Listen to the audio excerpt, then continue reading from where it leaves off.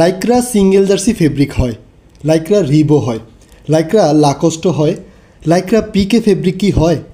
আচ্ছা, লাইক্রা কি সব ধরনের নিট ফেব্রিকে ব্যবহার করা হয়? উত্তর হলো না, লাইক্রা সব ধরনের নিট ফেব্রিকে ব্যবহার করা হয় না।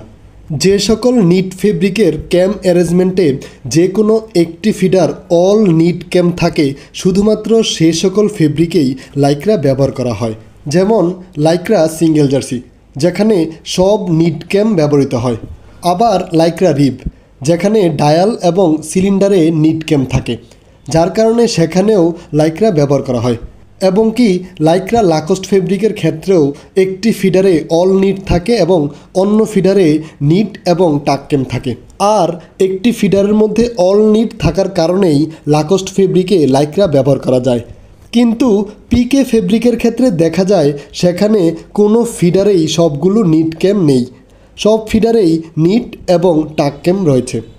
যদি এই নিট এবং টাক ক্যামের ফিডারে লাইক্রা ব্যবহার করা হয়, তাহলে লাইক্রা অনেকটা ভেসে ভেসে থাকবে এবং ফেব্রিক তার গুণগত মান হারাবে, যার কারণে পিকে ফেব্রিকের মধ্যে লাইক্রা ব্যবহার করা হয় না। যেটা আমরা লাইক্রা পিকে ফেব্রিক হিসেবে চিনি, সেটা আসলে লাইক্রা লাকোস্ট ফেব্রিক। ধন্যবাদ।